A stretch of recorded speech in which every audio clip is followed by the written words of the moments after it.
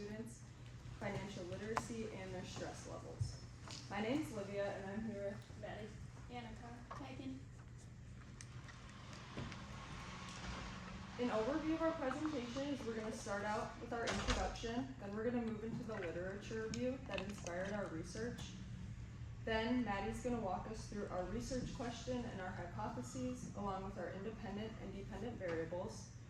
Annika's going to talk about our research objectives and our sample plan, and Megan's going to walk us through our survey design. Then we'll conclude, and you guys can ask whatever questions you'd like. Financial stress is defined as a feeling of anxiety, worry, or sense of scarcity relating to money that is accompanied by a physiological stress response. A Bankrate survey from 2024 found that 47% of US adults felt that money caused them stress and negatively impacted their mental health.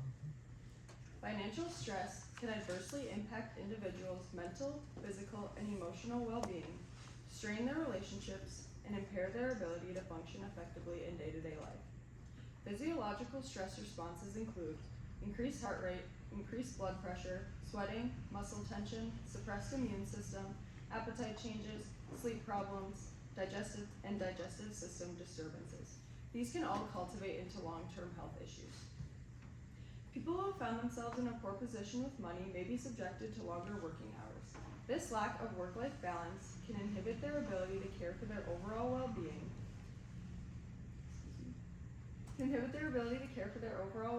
and steal time from activities and relationships they find fulfillment in.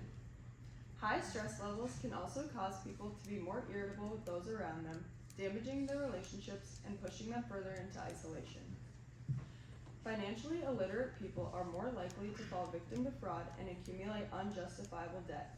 In a world where online banking and transactions are becoming more commonplace, people without a solid foundation of financial knowledge may have difficulty deciphering between legitimate transactions and scams. People without understanding of loans, interest rates, and credit cards may find themselves accumulating debt that is hard to escape. High monthly payments can add to stress levels, and failing to make them can lead to poor credit, bankruptcy, and even housing foreclosure. It has also been proven that parents' development of financial literacy has a positive influence on their children's prospects for higher education. This is significant because in the Bankrate study, participants who possessed a master's degree or higher reported the lowest levels of stress surrounding inflation in the economy. This leads us into our research question. Our research question is, how does the type of financial guidance a student receives impact their financial literacy scores and level of financial stress? Our research question looks at how different types of financial guidance affect students' financial knowledge and stress levels. We're exploring whether getting advice from parents, university staff, online sources, or financial advisors makes a difference in how confident and informed students feel about money. We want to find out if some types of guidance lead to higher financial literacy or lower financial stress.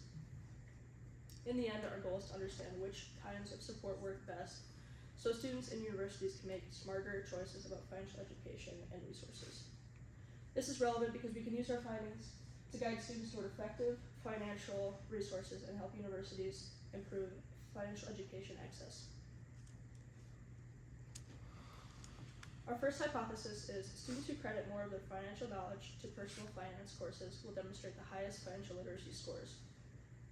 We believe that students who say they learn most of their financial knowledge from a personal finance course will have the highest financial literacy scores. In other words, we think that students who receive structured classroom-style financial guidance will better understand key money concepts such as budgeting, savings, credit, and loans. This is because formal courses are designed to teach these skills clearly and in detail, while other sources like parents or online videos might not give you all the information that you need. Our independent variable in our study is the type of financial guidance a student receives. This could come from different sources such as parents, a university course, online resources, or professional finance advisors. Our dependent variable is financial literacy scores. These are what we're measuring to see how they change depending on where a student gets their financial guidance from. Our second hypothesis is students with a higher financial literacy score will report lower levels of stress. We believe that students with a higher financial literacy will experience lower levels of financial stress. In other words, when students have a better understanding of money, like how to budget, save, or manage their credit, they're likely to feel more confident and less anxious about their finances.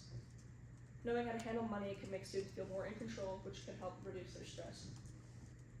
Our independent variable is the financial literacy score.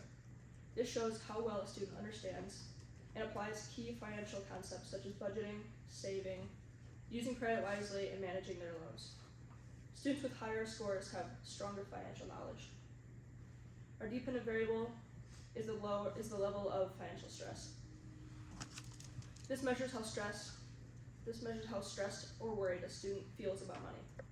Lower stress levels would suggest that a student feels more confident and secure about their finances, while higher stress levels might mean they struggle more with managing their own finances.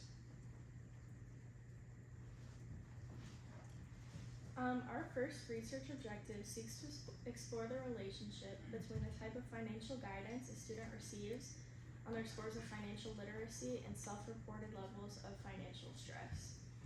Our second objective is to determine the mode of financial guidance, what mode of financial guidance correlates with the highest scores of financial literacy, because we hypothesize that higher scores of financial literacy will correlate with lower levels of financial stress. Our research will benefit from these objectives because they will help us create a baseline for how stressed average students are and with an average level of financial guidance. Additionally, the research will allow our group to determine trends such as lower guidance leading to higher levels of financial stress. The objectives will create a correlation between the independent and dependent variables we're studying. Our target population is college students who are currently enrolled in universities across the United States, mainly ages 18 to 24 years old. We're looking for responses from a wide range of college students, including all majors, backgrounds, income level, gender, and academic year. The survey will be distributed to students via email or social media, and students will be able to receive the survey from their professors on their school/edu email, or can find it posted on social media platforms such as Instagram. Each member in our group will send our survey to at least 50 people, and our goal is to reach 200 people. We're hoping through the snowball effect we'll achieve more than 200 participants, and participants will be encouraged to reshare their survey on their own platforms such as Instagram stories. In an attempt to minimize errors, we're keeping the questions limited with 11 multiple choice questions and 3 Likert scale questions combined. We will have 2 to 3 demographic questions at the end of the survey to collect participants' age and background. We're also keeping each question simply worded and basic in order to keep the participants' attention and not repeat questions. So to wrap up our presentation today, I'll be taking you through our survey design. To meet our research aims, we will be distributing an online survey to 200 to 300 undergraduate students between the ages of 18 and 24. We will be only conducting our research through US-based universities, and we will be using a convenient sampling method utilizing the snowball effect. Our plan is to distribute our survey through email and then ask students to pass it along after taking it. We will be using a format of a Likert style questions and multiple choice questions. Overall, our survey will be a total of 14 questions, 3 of which will be Likert scale style and 11 of which will be multiple choice. In our survey, students are asked to rate how much different resources have contributed to their financial knowledge. They were also asked to rate individually how much a source such as a trusted adult, a personal finance course, a personal advisor, or even a university-provided resource have contributed to their financial understanding. This will circle back to our first hypothesis that students who credit more of their financial knowledge to a personal finance course will demonstrate the highest scores.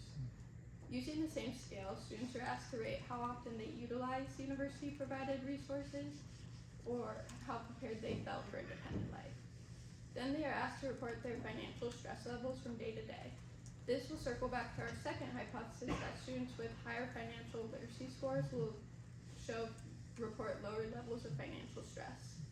In our survey, we also include 8 questions taken directly from the Foundational Financial Literacy Test from the National Financial Educators Council. We will use the filter feature on Qualtrics to get a separate score of financial literacy from these questions. These questions will give insight to the competency with facing financial decisions when transitioning into independent life.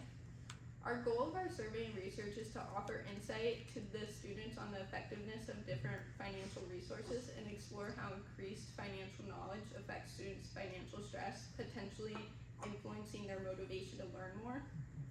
Our research is important because the transition from college life to adult life is one of the most critical and challenging times in a person's life, and students can graduate with strong academic knowledge but lack the financial literacy aspect or the confidence to manage their own finances.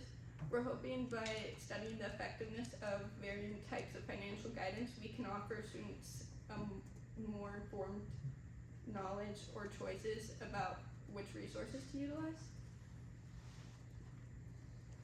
This is our works cited page. Thank you guys for listening. So what questions?